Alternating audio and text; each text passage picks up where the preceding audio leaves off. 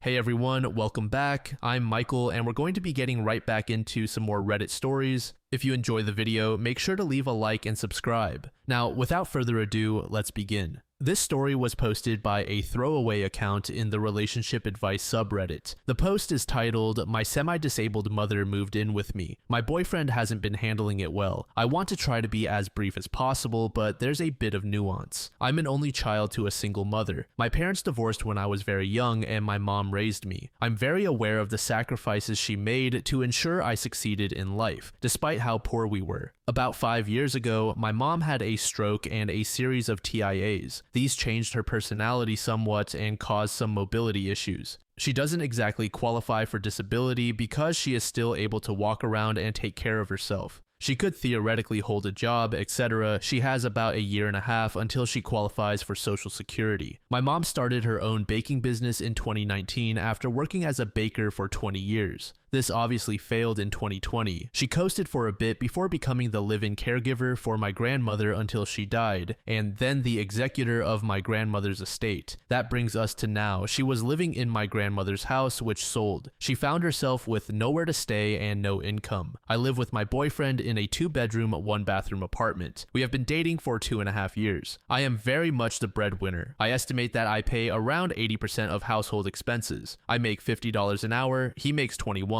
I also work from home, so I generally take care of making dinner, doing dishes, shopping for groceries, etc. If my partner does any of these tasks, it is under my direction. We originally agreed my mom could stay for a month while she found a job. She has struggled to find a job. She's been applying every day and she's had a few interviews but no serious leads. We've had a lot of discussions about this, mostly that I am unable and unwilling to kick my elderly disabled mother out with nowhere else to go. This has caused a ton of tension between my boyfriend and me. He has become generally unpleasant to be around all the time. He's very moody and prone to outbursts. He gets angry if my mom stays in her room, and he's even angrier if she and I are on the couch together when he gets home. If I go into my mom's room to talk for a little bit, he says I'm ignoring him. Along with this, he started telling me almost daily that I don't do things with him enough. I don't kiss him enough, snuggle enough, talk to him enough, etc. Anytime I'm doing something fun or for myself, he starts a big fight. It feels like living with a storm cloud, and I constantly feel like I'm dropping the ball in 7 different arenas.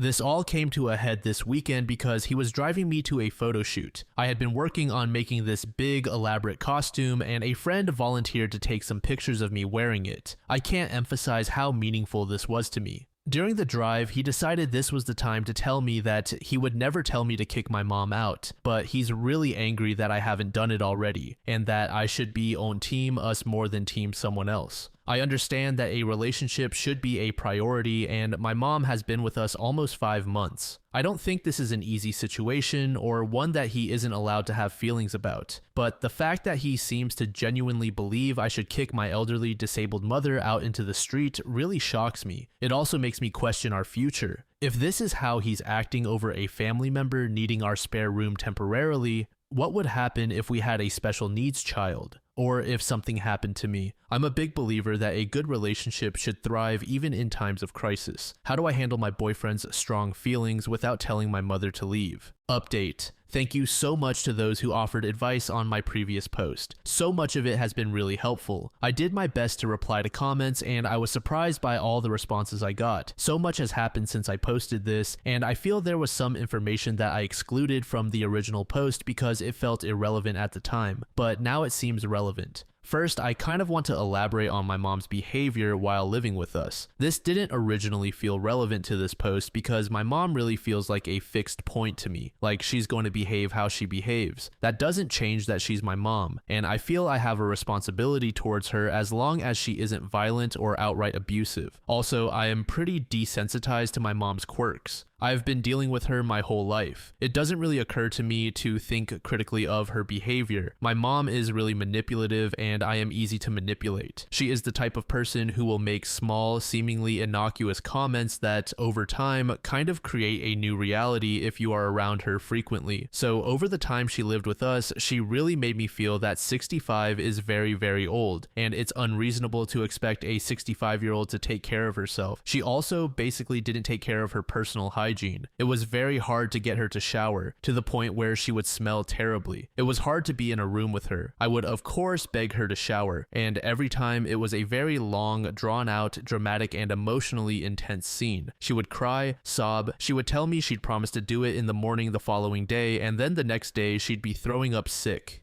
She'd beg me not to shame her for struggling, emphasizing that she's getting old, and as you get old, it's hard to do things. She'd talk about being afraid of falling in the shower and no one helping her because I'm so ashamed of her. After she did shower, if I thanked her, she'd burst into tears and talk about how difficult it had been and how scared she had been of falling. This happened almost every time. I want to emphasize that at the time this was upsetting to me, but I kind of just accepted it. I also felt horribly guilty for causing her emotional distress, and going through this whole process like once a week was pretty overwhelming. Also, there had been a pretty big blow up where I realized that she hadn't been applying to any jobs. She wanted me to fix something with her phone, and it led to me seeing she had 0 applied jobs. On Indeed, 0 confirmation, we got your application emails, none of that. I asked her to furnish any proof that she'd been applying, and she couldn't. She swore up and down that she had been applying, but she couldn't prove it at all. This made me really upset, but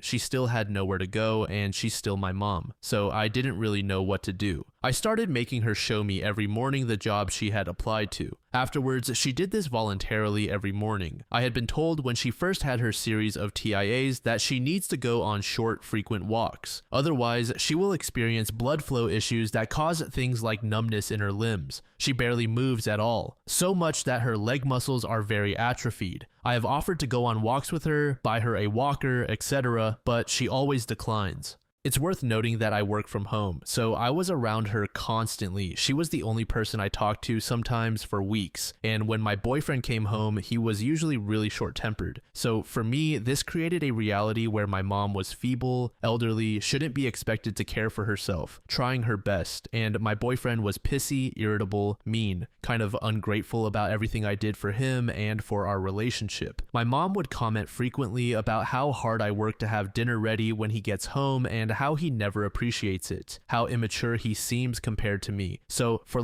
most of the day, I would be dealing with my mom's emotional scenes, hearing a constant stream of subtle negative comments about my boyfriend, all so innocuous and focused on praising my efforts that I didn't realize how they were influencing me. All these realizations came later. Shortly after I made the original post, my boyfriend and I had a conversation that ended in us both calmly deciding it would be best for us to break up and move out. Luckily, our lease had already ended and we were on a month-to-month basis, so this wasn't an issue. It took a week for us to arrange new places to live. I got a 2-bedroom apartment for my mom and me. He found a studio. This happened at the beginning of this month. We both move into our new places at the end of this month. My boyfriend requested that my mom go elsewhere for a while so we can pack without her being around. I wholeheartedly agreed. We've been together for a long time. This is difficult. Going through a breakup, living together for a month, and also having your ex's mom be there constantly, it's terrible. My cousin agreed to let my mom stay at her place. This is not a long-term arrangement. She's sharing a bed with my cousin's mom. It's fine for a bit, but not forever. With my mom gone, everything changed. My boyfriend and I were getting along perfectly. My boyfriend's entire mood and vibe reverted back to how it was before. Fun, kind, hilarious, delightful. I felt like I was waking up.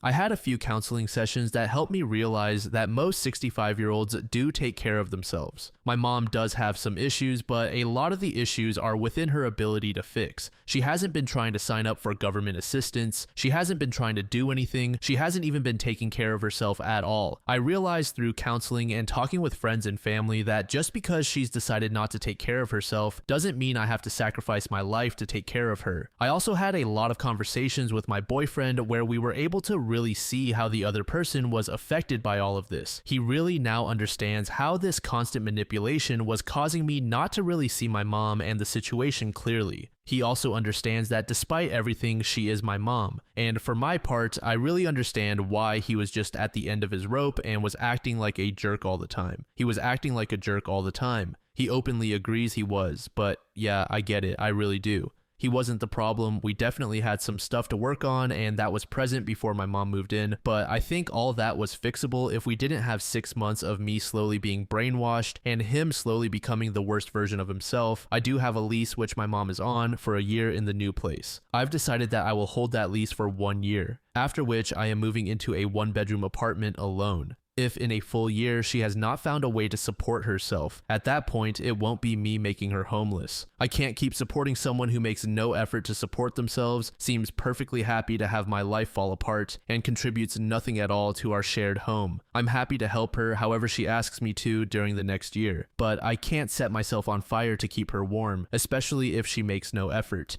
There are options out there for her. She's perfectly capable of looking into them. I need to give myself the love, care, and consideration I've given her. I have to have a question, so what guidance can you give for someone living with a parent who has a proven track record of being manipulative? Long-suffering Squid said, I saw where this was going the moment her mother staying with them for 1 month turned into 5. And even if we give OP the benefit of the doubt on not realizing how she was being manipulated, I call BS on her leaving out the fact that her mom wasn't making any effort to move out. Owl Deity said, I can't stand spineless people like OP. The older I get, the more they aggravate me. Like, stand up for yourself. Majid said, it's sickening to see people calling the boyfriend a beggar just because he earns less than her. It is such disgusting misogyny that is so prevalent in these threads. OP is an enabler of her manipulative and abusive mother, and people here took her side. I hope the boyfriend X moves on from her and finds someone who can prioritize the relationship instead of dragging everything under the weight of an abuser.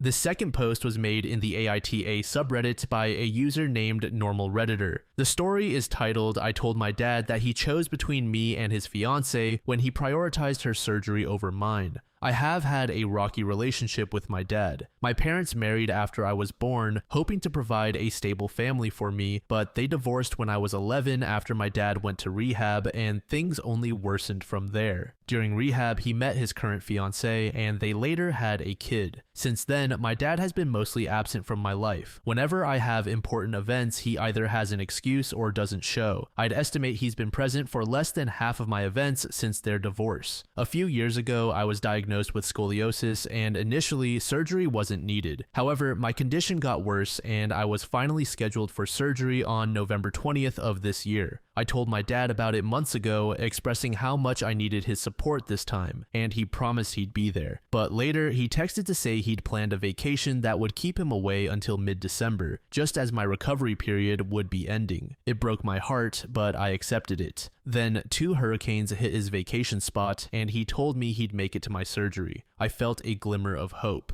But then, just a week before my surgery, he texted again saying his fiance's lung cancer surgery had been scheduled for the same day, a few hours before mine, at a hospital 30 minutes away. He said he might not make it to my surgery, but with him, might not usually means won't. He added that this wasn't about who he loved more. That message shattered me. I realized that no matter how much I hoped, he might never give me the attention and support I needed. I broke down on my kitchen floor that day. After sitting with my feelings, I texted him to tell him how deeply his actions hurt me. I said it wasn't only about love, but about showing care, and that he'd given me hope only to let me down again. I questioned if his fiance's surgery had really been scheduled last minute, or if he had known earlier but hadn't told me. I asked him to show he was my dad through his actions, not just his words. He responded, insisting the surgery was only scheduled the day he told me, but because he's lied in the past to save face, I reached out to someone who might know the truth. I then sent a follow-up message clarifying that my frustration wasn't with his fiancée. It was with his ongoing absence and lack of support. I said that even if his reasons were genuine, he could have at least shown some empathy. I told him I hoped he'd be a better father for my half-sister than he has been for me. In a final message, I made it clear that I was done putting in all the effort to maintain our relationship on my own.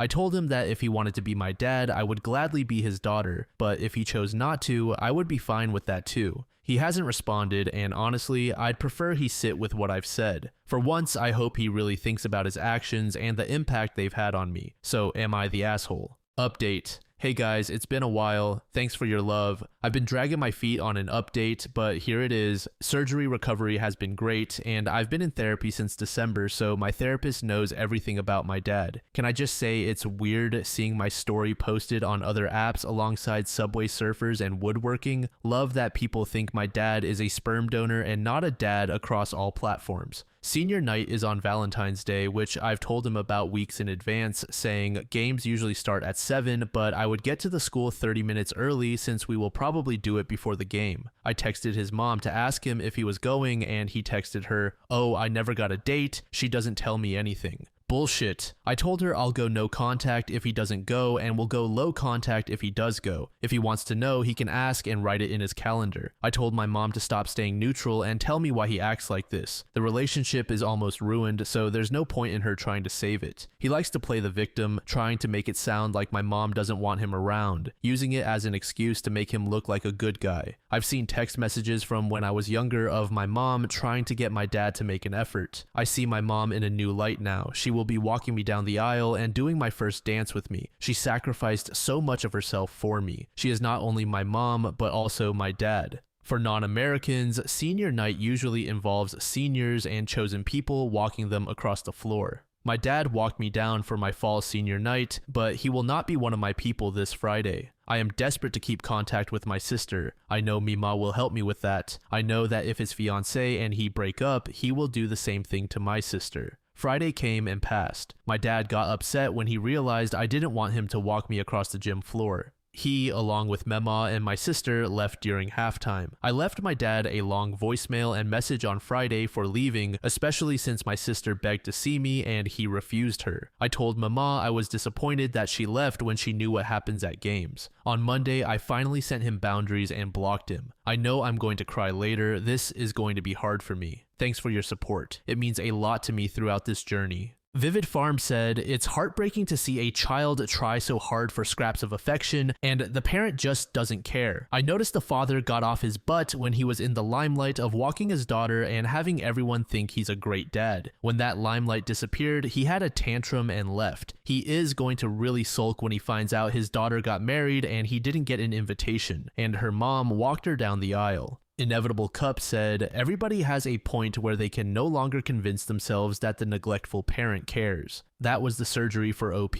The senior event was the one last chance he had for a relationship with his older daughter. I'm glad she's in therapy to help her deal with her father's neglect." Awkward Bugger said, "I still don't see why he couldn't have been there at the hospital. Surgeries take a long time and they started a few hours apart. He could have stayed with his fiancée until her surgery began and then gone to be with his daughter until her surgery started. You don't normally just sit at the hospital for 5 to 10 hours waiting for the surgery to finish. You leave and wait for them to call you so you're not wasting space." This final post was made in the Relationship Advice by a throwaway account. The post is titled, "I begged my partner for an open relationship. 8 months in, he left. I begged for an open relationship, and 8 months in, he left me. 8 months ago, I asked my partner for an open relationship because I got bored with him. There was nothing wrong, but he just didn't excite me much. He agreed, but proceeded to tell me there was a catch. If I catch feelings for a partner, I'm going to leave you for her. That's exactly what happened, and now I want him back in my arms. He left me for his new partner. What can I do to win the love of my life back? Update." Probably nobody asked for this, but here's an update. I was kicked out of his house last Sunday. That's 6 days ago now, and I excruciatingly miss him. I will do anything to get him to return to me, but he looks happy on social media with his new partner, whom I'm pretty sure he was cheating on me with. Anyway, I tried calling him, but no answer. I saw him in public and he pretended to not even know who the fuck I was. He won't acknowledge my existence, so I went to our former place just to talk, and things got hostile. His new girlfriend hates me for some reason. I didn't even know her, and she proceeded to try and attack me, while he tried to split us up and get me out the door. When he had his back turned, she maced me. Now he's trying to file a restraining order against me. What the hell did I do wrong? She attacked me and pepper sprayed me. How can I convince him he's dating a psychopath? Update 2. This will probably be the last update. The restraining order has been filed, and I am not allowed within 100 feet of my ex Harry and his new girlfriend Jess. I'm planning to move back to my home in Arizona and start over. They're happy, and I just want to find peace with myself. Thanks for everyone's advice and opinions. Yes, I was already in therapy, and I am still in therapy. Please, anyone my age or younger, listen to my advice. TikTok is not cool. Please delete it. It's done me nothing but harm, and other people's stupidity can really poison your minds. I'm living proof. Thank you. Take care. 2 years later, OP gave us in third update. It's been 2 years. I've tried to stay offline and live life, but my ex and his now wife find new ways to live in my head rent-free. I wanted an open relationship, so what? You don't just string me along for 8 months, get with some new girl you met through me, and then marry her. This isn't fair. She's living in my home with someone who should be my husband. He's been renewing the restraining order ever since it first expired, and I know he's going to keep doing it because, for reasons beyond my knowledge, the man hates me. Fuck my life. Thank you so much for making it to the end of the video, and thank you also to partner of the channel, Gamersupps. Use code DLAM to support the channel and get 10% off of your purchase, link in the description. I'm sure many of you like me have a hankering for daily caffeine, so go check them out. Lately, I've been a big fan of Titty Milk and Acid Rain, but they've got dozens of other flavors for y'all to try out. Anyway, thanks again for reaching the end, and I hope you all have an amazing passage of the next 24 hours.